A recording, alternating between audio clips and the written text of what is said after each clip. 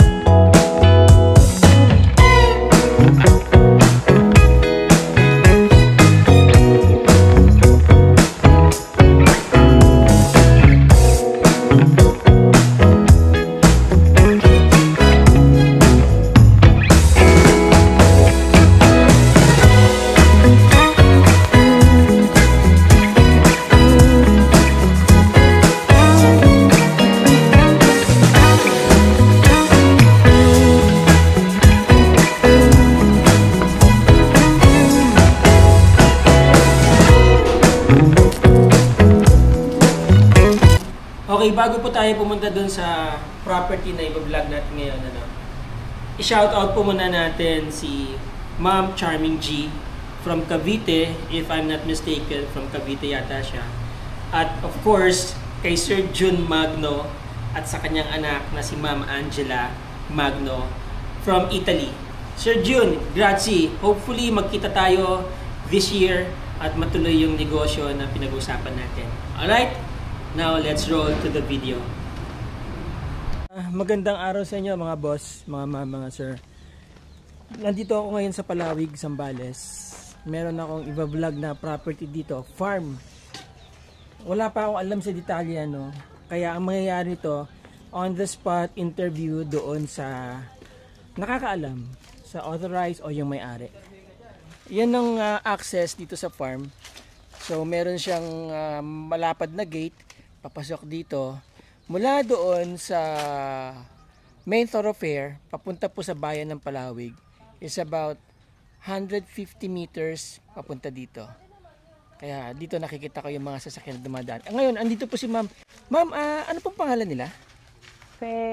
Ako si Fe Altares, Mrs. ni Dario Altares. Ma'am, magtatanong po ako regarding sa farm. For sale po, right? Oo. Apo. Gaano po kalaki ito, ma'am? 2 hectares to 2.2 to. 2.2 hectares. Oo. Ano po yung mga puno na nakatanim dito sa farm natin? Ayan, nakikita yung mga mangga. Tapos may mga mahogany. Doon sa banda roon, maraming mangga doon sa bandang looban eh. Opo. May mga duhat. Puro fruit bearing na yan eh. Fruit bearings, Oo. marami pang fruit bearings. Oo, mga mangoes namin, marami sa banda riyan. Oo. Tapos parang may nakikita ako may mga tanim kayong ano. May dragon fruit na kami. Mga Dragon fruits. Oo, mga 50 puno yan. Kaya lang hindi na nga masyadong naalagaan. Okay. Dahil nag-ano kami ng operation namin, nag-stop kami.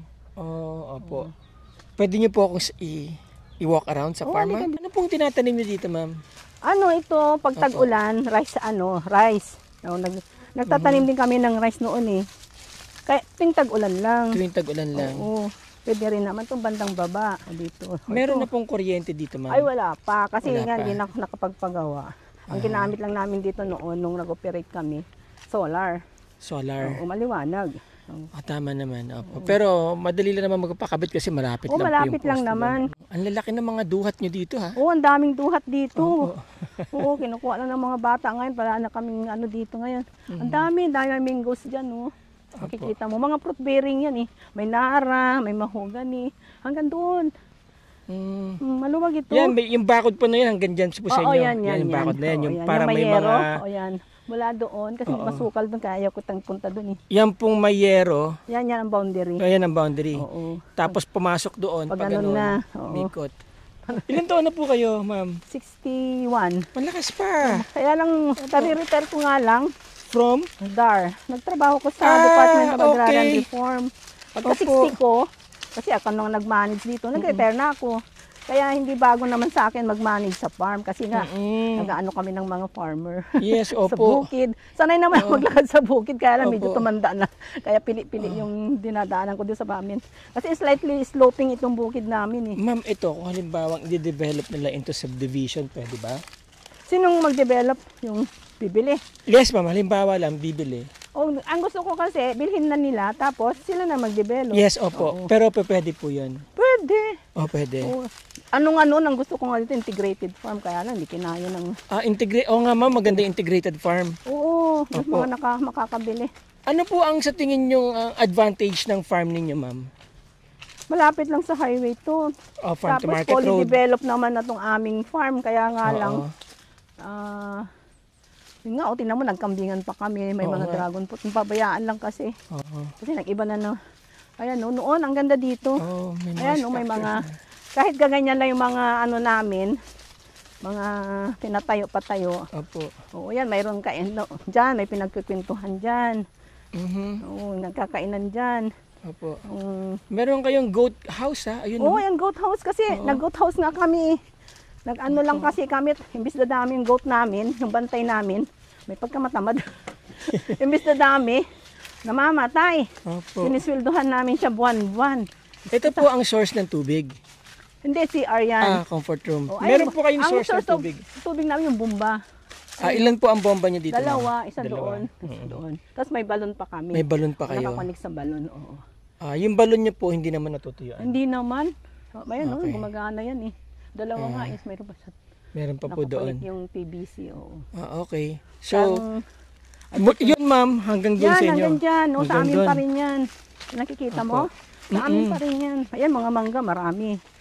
Ito yung bahay ng bantay namin. Ito po. Last year lang pinatayo to. Magto 2 Oo years. nga bago pa po. Maayos pa, hindi lang naalagaan ng bantay nyo. Oo, kasi lang kaya nagsara kami. Kasi ngayon bantay namin, Diyos ko, bis na dami yung kambing namin. Tapos yung mga ibang dito, napapabayaan. Kaya, Opo. ay, sabi ko, naku. Pero titled na po ito, ma'am. Titled, oo. Hindi po siya klowa. Ay, klowa siya. Kasi Okay. ganito yan. Okay. Binili namin. Siyempre, nasa DAR ako. O, siyempre, alam ko yung patakaran na, no? Private property ito. Opo. Sa mga kamag-anak ni Mr. ko, kailan Opo. binili namin. Opo. Hindi nabili namin. Ay, para hindi na kayo magbayad sa BIR, mga taxes, alam ko na ang patakaran sa DAR, pinasok ko sa DAR. Okay. Para walang bayarin. So, Kaya klowa pala ito. Opo. Paano po ang magiging arrangement ninyo ng would-be buyer kung sakasakali under CLOA ang title?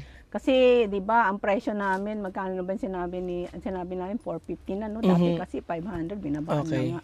Kasi sana, gusto ko yung pag sa 450, siyempre, hindi na, doon ako, sana sa di ba, yung 5% ng agent. Kayo ba yung agent, no? Opo, Diba? magkakasama po kami. Siyempre, ang 5% ang gagawin nyo ba? Mga Di ba, ganun po. 5% sa amin manggagaling yun. Para wala na pong OP-OP. Oo, yung 5%, di ba, kukunin doon sa 450, ano? Opo. Tapos, gusto ko sana yung sa 450, yung sa documentation, sa makakabili na rin. Okay, sige ma'am.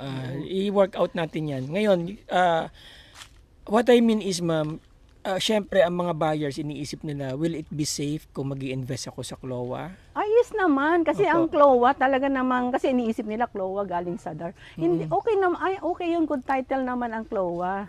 Para maliwanagan po kami ma'am. Kasi sila yung iba kasi, pag narinig nilang CLOA, o kaya EP, kasi dalawa yung klase ng title namin sa DAR. CLOA, tsaka yung EP. Yung EP kasi, yung Emancipation Patent, yan ang una, under rice and corn lang. Okay. Itong CLOA kasi, lahat na ng agricultural lands pwede ipasok sa DAR. Pero kasi yung programa namin, mayroon yung CA, Compulsory Acquisition, BOS, tapos JFI. Yun yung mga binibigay talaga ng DAR sa mga tao. Okay. Pero yung sa amin, private property na binili namin, na under voluntary land transfer, pinasok lang namin sa DAR. Kasi nga nasa DAR ako, alam ko yung patakaran, para makatipid.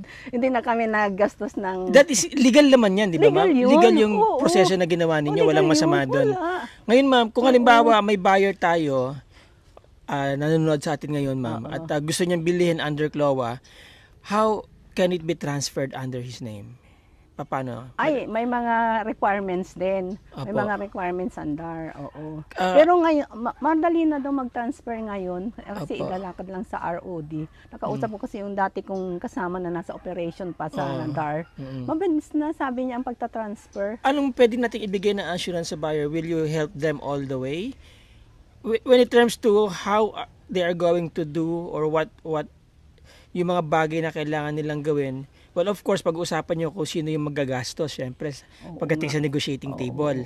Ang proposal nyo, ang inyong offer is lahat ng gastos pagdating sa transfer, si buyer na. O sana ganun. Opo, sana ganun. Ngayon, kung halimbawa naman na si buyer nga sasagot, will you be able to assist them since nanggaling kayo sa DAR, syempre may connection kayo, para yung title naman ay mailipat sa pangalan nila or maging secured yung investment nila.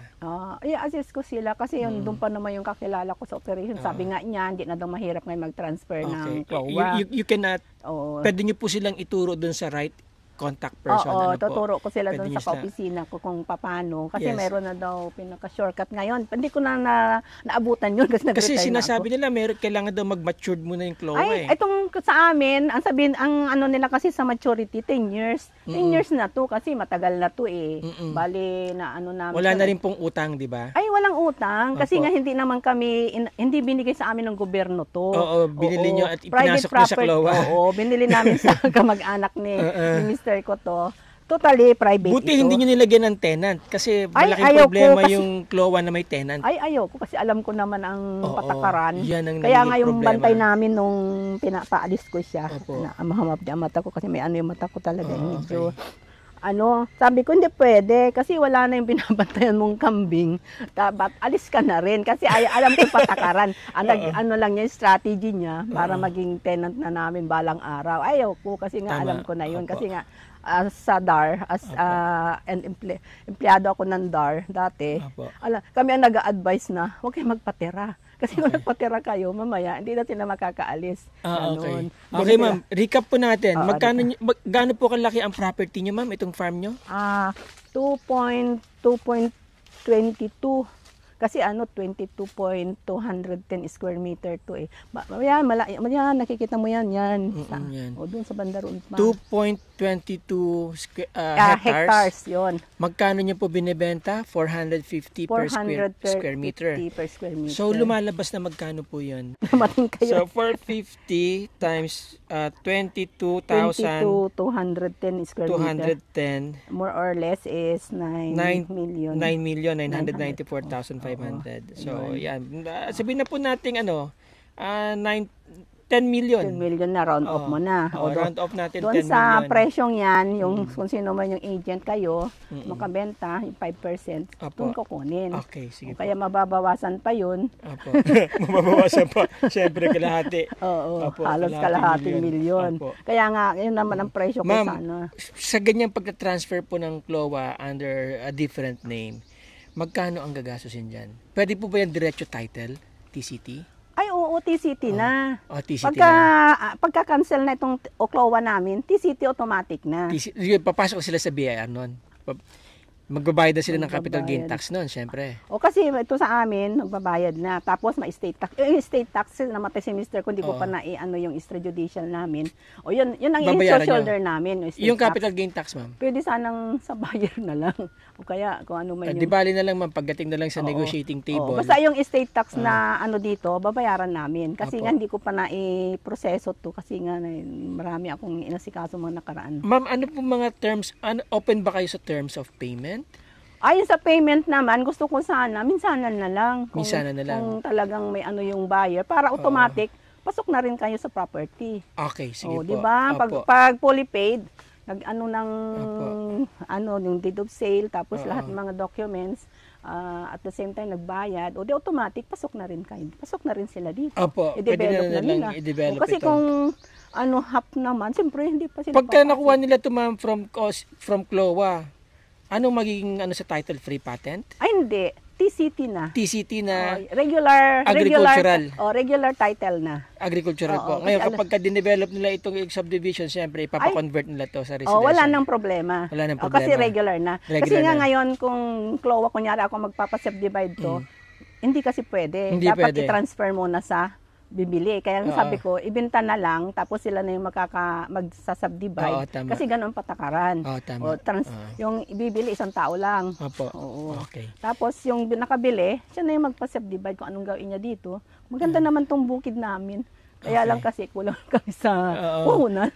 Again, sabi nyo nga, walang problema sa CLOA at willing naman kayong i-assist yung buyer hanggang sa ma-facilitate yung transfer sa pangalan niya under the TCT document na ano po. Opo. Assist ko lang, pero sila na po ang mismong lumalakad. Opo, ilalakad. Ituturo nyo lang tuturo ko yung ka-opisina ko dati. Opo, na nagsasabing... Kumbaga, i-refer nyo. I-refer ko po. I-refer nyo po sa mga right contact persons. Para hindi sila mahirapan. Maraming salamat po. Makahanap tayo ng buyer. Lalong madaling panahon. Opo, sige po. Maganda po itong farm namin. Ako nga sa totoo lang, ayaw ko sana. Kasi nga mana namin. Di ba? Opo. Kaya lang mas maganda na kung mabenta at mapaganda nila, mas matutuwa kami. Tama, opo. Ma'am, maraming salamat po. Sige po. Okay. Alright, so there you go mga boss, mga ma'am, mga sir. Recap po tayo, ang property ay nasa 2.2 something hectares. Selling price is 10 million. Nasa CLOA po itong farm po, pero matured na po yung CLOA. At ang sabi naman ni ma'am, as you hear kanina, as you heard, na willing po siyang i-assist kayo, ituro sa inyo yung mga right people para madali po mai-transfer sa pangalan ninyo yung CLOA under na ng original certificate of title. Now, wala naman daw po magiging problema yon. Apparently kasi sabi niya ay madali na lang po i-transfer yung CLOA ngayon. Okay? So para po dun sa mga interesado na ma-acquire itong magandang farm na to, napakalapit po nito dito sa main thoroughfare papunta po dun sa bayan ng Palawig. This is about 4.5 hours drive from Metro Manila. Maganda ang setting, may sources sila ng tubig dito. Dati po nilang tinataniman ng palay to, and I think very fertile ang land, Very ideal din po ito gawing subdivision. Meron pong malaking road right of way dyan, about 8 meters wide, pwede magsalubong yung dalawang sasakyan. Gated ang property, may fence na po, yung buong 2.2 hectares. Okay? Sa mga interesado po dyan, mga boss, mga ma'am, mga sir, syempre, kontakin nyo lang ako, tawagan nyo ako, text nyo ako, PM nyo ako. Nandyan po ang aking contact details, at ang aking email address. Kung hindi ko man po kayo masagot kaagad, tawag ninyo. I'll make sure I'll get back to you within 24 hours. Alright, again, maraming salamat po sa inyo, mga boss, mga ma'am, mga sir. Bilhin nyo na tong farm na to. Bihira po yung mga ganitong farm na, alam nyo na, okay ang title, maganda ang size, maganda ang configuration. Nakita nyo naman sa drone shots natin. Very accessible na po. Alright? Again, maraming salamat. Till the next video. Ciao.